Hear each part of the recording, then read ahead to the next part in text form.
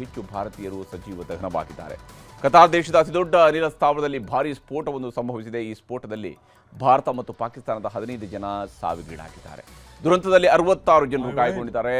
Raas Laffan ಕೈಗಾರಿಕಾ ಪ್ರದೇಶದಲ್ಲಿರುವ ಬರ್ಜಾನ್ ಅನಿಲ ಪೂರೈಕೆ ಕೇಂದ್ರ ಇದು. ಇದೇ ಸ್ಥಾವರದ ಮೇಲೆ ಇರಾನ್ ಒಂದು ತಿಂಗಳ ಹಿಂದೆಯಷ್ಟೇ ಡ್ರೋನ್ ದಾಳಿಯನ್ನು ಕೂಡ ನಡೆಸಿತ್ತು. ಅದಾದಮೇಲೆ ರಿಪೇರಿ ಮಾಡಿ ಮತ್ತೆ ಕತಾರ್ ಸರ್ಕಾರ ಕೆಲಸವನ್ನು ಶುರು ಮಾಡಿತ್ತು.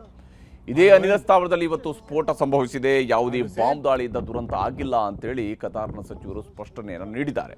ತಾಂತ್ರಿಕ ದೋಷದಿಂದ ಅಥವಾ ಶಾರ್ಟ್ ಸರ್ಕ್ಯೂಟ್ನಿಂದ ಈ ದುರಂತ ಸಂಭವಿಸಿದೆ ಅಂತ ಹೇಳಿದ್ದಾರೆ ಮತ್ತು ಇದರ ಬಗ್ಗೆ ತನಿಖೆ ನಡೆಸುವ ಭರವಸೆಯನ್ನು ಕೊಟ್ಟಿದ್ದಾರೆ. Unfortunately, I find myself today having to do something I have always hoped will never happen, and that is to announce the tragic loss of 13 lives of our people who hold Indian and Pakistani nationalities. 66 people have been reported injured and are receiving medical treatment, none of whom are in life-threatening condition. ಈಗ ರಾಜ್ಯ ದೇಶ ವಿದೇಶಗಳ ಮತ್ತಷ್ಟು ಪ್ರಮುಖ ಸುದ್ದಿಗಳನ್ನು quick ಆಗಿ ನೋಡ್ತಾ ಹೋಗೋಣ. ಬೆಂಗಳೂರು ನಗರಾಭಿವೃದ್ಧಿ ಸಚಿವರಾದ ಮೇಲೆ ಅಧಿಕಾರಿಗಳಿಗೆ ಸಚಿವ ಕೃಷ್ಣ ಬೈರೇಗೌಡ ಕ್ಲಾಸ್ ತೆಗೆದುಕೊಳ್ತಾನೇ ಇದ್ದಾರೆ. ಬೆಂಗಳೂರಿನಲ್ಲಿ ಹದಗೆಟ್ಟ ಫುಟ್ಪಾತ್ಗಳ ಬಗ್ಗೆ ಸಭೆಯಲ್ಲಿ ಕೃಷ್ಣ ಬೈರೇಗೌಡ ಗೌರವವಾಗಿದ್ದರು. 100 ಕೋಟಿ ಕೇವಲ ಫುಟ್ಪಾತ್ಗೆಂದು ಖರ್ಚು ಮಾಡ್ತಾರೆ, ಆದರೆ ಅದನ್ನು ವೈಜ್ಞಾನಿಕವಾಗಿ ಮಾಡೋದಿಲ್ಲ ಅಂತ ಗುಡುಗಿದ್ದಾರೆ.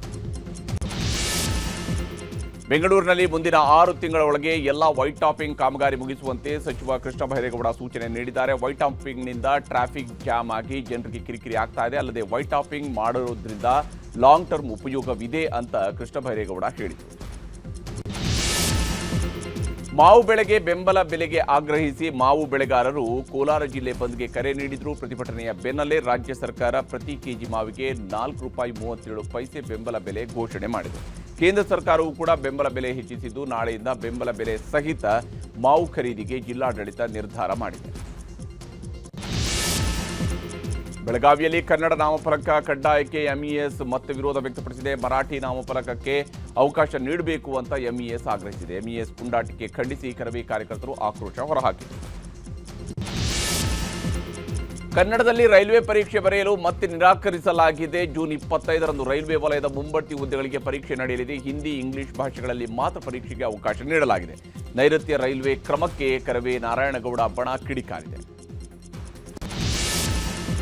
ವಿದ್ಯುತ್ ಇಲಾಖೆ ಖಾಸಗೀಕರಣ ವಿರೋಧಿಸಿ ಕರ್ನಾಟಕ ರಾಜ್ಯ ವಿದ್ಯುತ್ ಗುತ್ತಿಗೆದಾರರ ಸಂಘ ಬೆಂಗಳೂರಿನ ಫ್ರೀಡಂ ಪಾರ್ಕ್ನಲ್ಲಿ ಇವತ್ತು ಪ್ರತಿಭಟನೆಯನ್ನು ನಡೆಸಿದೆ. ಚಿತ್ರದುರ್ಗದಲ್ಲೂ ಕೂಡ ವಿದ್ಯುತ್ ಖಾಸಗೀಕರಣಕ್ಕೆ ಆಕ್ಷೇಪ ವ್ಯಕ್ತವಾಗಿದೆ.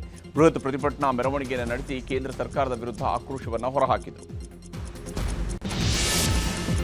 ಮಹೇಶ್ ಶೆಟ್ಟಿ ತಿಮರೋಡಿ ವಿರುದ್ಧದ ಕೋಮು ದ್ವೇಷ ಪ್ರಕರಣದ ಅರ್ಜಿ ವಿಚಾರಣೆ ಹೈಕೋರ್ಟ್ನಲ್ಲಿ ನಡೆಯಿತು. ಮೊಬೈಲ್ ಸಂಭಾಷಣೆ ಬಹಿರಂಗಪಡಿಸಿದ್ದಾರೆ ಅಂತ ತಿಮರೋಡಿ ಪರ ವಕೀಲೆ ವಾದ ಮಂಡಿಸಿದರು. ವಾದ ಆಲಿಸಿರುವ ಕೋರ್ಟ್ ತಿಮರೋಡಿ ವಿರುದ್ಧ ಬಲವಂತದ ಕ್ರಮ ಕೈಗೊಳ್ಳದಂತೆ ನಿರ್ದೇಶನವನ್ನು ನೀಡಿದೆ. ಪಾಕಿಸ್ತಾನದ ಉಗ್ರ ರಾಣಾಬಾಯ್ ಜೊತೆಗೆ ತುಮಕೂರು, ದಾವಣಗೆರೆಯಲ್ಲಿ ಶಂಕಿತರ ಸಂಪರ್ಕ ಖಚಿತವಾಗಿದೆ. ಪೊಲೀಸರ ಮುಂದೆ ಶಂಕಿತ ಅಲ್ಲಾ ಭಕ್ಷ ಸ್ಫೋಟಕ ವಿಚಾರ ಬಾಯ್ಬಿಟ್ಟಿದ್ದಾನೆ. ಪುಣೆ ಮೂಲದ ಹಿಂದೂ ಸಂಘಟನೆಯ ಸಾಗರ್ ಎಂಬಾತನನ್ನ ಕೊಲೆ ಮಾಡೋದಕ್ಕೆ ಸ್ಕೆಚ್ ಹಾಕಿಕೊಂಡಿದ್ವಿ ಅಂತ ಹೇಳಿದ್ದಾರೆ. 2026ನೇ ಸಾಲಿನ ಪದ್ಮಶ್ರೀ ಪುರಸ್ಕೃತ ಮಂಡ್ಯದ ಅಂಕೇಗೌಡರ ಕನಸಿಗೆ ಸಿಎಂ ಡಿಕೆ ಶಿವಕುಮಾರ್ ಉಡುಗೊರೆ ನೀಡಿದ್ದಾರೆ. ಅಂಕೇಗೌಡರು ಸಂಗ್ರಹಿಸಿರುವ 20 ಲಕ್ಷಕ್ಕೂ ಹೆಚ್ಚು ಪುಸ್ತಕಗಳ ರಕ್ಷಣೆ ಹಾಗೂ ಹೈಟೆಕ್ ಗ್ರಂಥಾಲಯ ನಿರ್ಮಾಣಕ್ಕಾಗಿ ಸರ್ಕಾರದ ವತಿಯಿಂದ 5 ಕೋಟಿ ರೂಪಾಯಿ ಅನುದಾನ ಮತ್ತು 2 ಎಕರೆ ಜಮೀನು ನೀಡಲು ಆದೇಶ ಹೊರಡಿಸಿದ್ದಾರೆ. ಪೊಲೀಸರಿಗೆ ಹೈಕೋರ್ಟ್ ಛೀಮಾರಿ ಹಾಕಿದೆ. ಐಪಿಎಲ್ ಟಿಕೆಟ್ ರೀಸೇಲ್ ಮಾಡಿ ಲಾಭ ಮಾಡಿಕೊಂಡ ಪ್ರಕರಣದಲ್ಲಿ ಆರೋಪಿ ಶ್ರೀನಿಧಿ ಎಂಬಾತನ ವಿರುದ್ಧ ದಾಖಲಾಗಿದ್ದ ಕೇಸ್ಗೆ ಹೈಕೋರ್ಟ್ ತಡೆ ನೀಡಿದೆ. ಮರ್ಡರ್ ಕೇಸ್ಗಳ ತನಿಖೆ ಬಾಕಿ ಇದ್ರೆ ಐಪಿಎಲ್ ಟಿಕೆಟ್ ರೀಸೇಲ್ ತನಿಖೆ ನಡೆಸ್ತೀರಾ ಅಂತ ಪ್ರಶ್ನಿಸಿದೆ. ನೀಟ್ ಯುಜಿ ಮರುಪರೀಕ್ಷೆ 2026ರ ಹಿನ್ನೆಲೆಯಲ್ಲಿ ಭಾರತದಲ್ಲಿ ಟೆಲಿಗ್ರಾಮ್ ಮೇಲೆ ಹೇರಿದ ನಿಷೇಧವನ್ನು ಕೇಂದ್ರ ಎಲೆಕ್ಟ್ರಾನಿಕ್ಸ್ ಮತ್ತು ಮಾಹಿತಿ ತಂತ್ರಜ್ಞಾನ ಸಚಿವಾಲಯವು ಹಿಂಪಡೆದಿದೆ. ಮೆಸೇಜಿಂಗ್, ಎಡಿಟಿಂಗ್ ಮೇಲಿನ ನಿರ್ಬಂಧವನ್ನು ಜೂನ್ 30ರವರೆಗೆ ಮುಂದುವರಿಸಲು ಸರ್ಕಾರ ಆದೇಶಿಸಿದೆ. ಮುಂಬೈನ ಬದಲಾಪುರದ ಮುಂಬೈ ವಡೋದರಾ ಹೆದ್ದಾರಿಯಲ್ಲಿ ಭೀಕರ ಅಪಘಾತ ಸಂಭವಿಸಿದೆ. ಕಾರಿನ ಚಾಲಕನ ನಿಯಂತ್ರಣ ತಪ್ಪಿ ಡಿವೈಡರ್ಗೆ ಡಿಕ್ಕಿ ಹೊಡೆದ ಪರಿಣಾಮ 2 ಸಾವಿಗೀಡಾಗಿದ್ದಾರೆ. ಹುಟ್ಟುಹಬ್ಬದ ಆಚರಣೆಯ ನಂತರ ಸ್ನೇಹಿತರೊಂದಿಗೆ ವೇಗವಾಗಿ ಕಾರು ಚಲಾಯಿಸಿಕೊಂಡು ಹೋಗಿದ್ದೇ ಈ ದುರಂತಕ್ಕೆ ಕಾರಣ. ತೃಣಮೂಲ ಕಾಂಗ್ರೆಸ್ ಪಕ್ಷದ ಮೇಲಿನ ಹಿಡಿತಕ್ಕಾಗಿ ನಡೆಯುತ್ತಿರುವ ಹೋರಾಟ ತೀವ್ರಗೊಂಡಿದೆ. ಟಿಎಂಸಿ ಬಂಡಾಯ ಬಣದ ಹಿರಿಯ ಶಾಸಕ ಅರೂಪ್ ರಾಯ್ ಅವರನ್ನ ತೃಣಮೂಲ ಕಾಂಗ್ರೆಸ್ನ ಅಧ್ಯಕ್ಷರಾಗಿ ನೇಮಕ ಮಾಡಲಾಗಿದೆ. ವಿರೋಧ ಪಕ್ಷದ ನಾಯಕ ಋತುಬ್ರತ ಬ್ಯಾನರ್ಜಿ ನೇತೃತ್ವದ ಬಂಡಾಯ ಬಣವು ವಿಶೇಷ ಸಭೆ ಮಾಡಿ ಈ ಆಯ್ಕೆಯನ್ನು ಮಾಡಿಕೊಂಡಿದೆ. ಉದ್ಧವ್ ಠಾಕ್ರೆ ಬಣದ ಶಿವಸೇನೆಯ 6 ಬಂಡಾಯ ಸಂಸದರು ಏಕನಾಥ್ ಶಿಂಧೆ ಬಣ ಸೇರಿದ್ದಾರೆ. ಮುಂಬೈನಲ್ಲಿ ನಡೆದ ಕಾರ್ಯಕ್ರಮದಲ್ಲಿ ಏಕನಾಥ್ ಶಿಂಧೆ ಸಂಸದರನ್ನ ಆತ್ಮೀಯವಾಗಿ ಬರಮಾಡಿಕೊಂಡರು. ಬಳಿಕ ಮಾತನಾಡಿದ ಏಕನಾಥ್ ಶಿಂಧೆ 6 ಹುಲಿಗಳು ಇಂದು ನೈಜ ಶಿವಸೇನೆಯನ್ನ ಸೇರಿಕೊಂಡಿವೆ ಅಂತ ಹೇಳಿದರು. ರಾಜಕೀಯ ಆರ್ಥಿಕ ಬಿಕ್ಕಟ್ಟು ಸ್ವಪಕ್ಷದೊಳಗಿನ ಭಾರೀ ಒತ್ತಡಕ್ಕೆ ಮಣಿದ ಬ್ರಿಟನ್ ಪ್ರಧಾನಿ ತಮ್ಮ ಹುದ್ದೆಗೆ ರಾಜೀನಾಮೆಯನ್ನ ಕೊಟ್ಟಿದ್ದಾರೆ. ಕೀರ್ ಸ್ಟಾರ್ಮರ್ ಜುಲೈ 2024ರ ಸಾರ್ವತ್ರಿಕ ಚುನಾವಣೆಯಲ್ಲಿ ಲೇಬರ್ ಪಕ್ಷವನ್ನು ಭರ್ಜರಿ ಗೆಲುವಿನತ್ತ ಸ್ಟಾರ್ಮರ್ ಅವರು ಮುನ್ನಡೆಸಿದ್ರು. ಆದರೆ 2 ವರ್ಷದಲ್ಲೇ ಅಧಿಕಾರದಿಂದ ಕೆಳಗಿಳಿದಿದ್ದರಿಂದಾಗಿ ಬ್ರಿಟನ್ ರಾಜಕೀಯದಲ್ಲಿ ನಾಟಕೀಯ ತಿರುವು ಪಡ್ಕೊಂಡಿದೆ.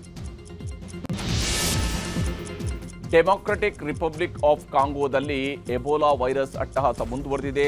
956ರಷ್ಟಿದ್ದ ಎಬೋಲಾ ಪೀಡಿತರ ಸಂಖ್ಯೆ 1000 ಗಡಿಯನ್ನು ದಾಟಿದೆ. 250ಕ್ಕೂ ಹೆಚ್ಚು ಜನರ ಸಾವಾಗಿದ್ದು ಕೇವಲ 24 ಗಂಟೆಯಲ್ಲಿ 40ಕ್ಕೂ ಹೆಚ್ಚು ಹೊಸ ಪ್ರಕರಣಗಳು ಪತ್ತೆಯಾಗಿವೆ.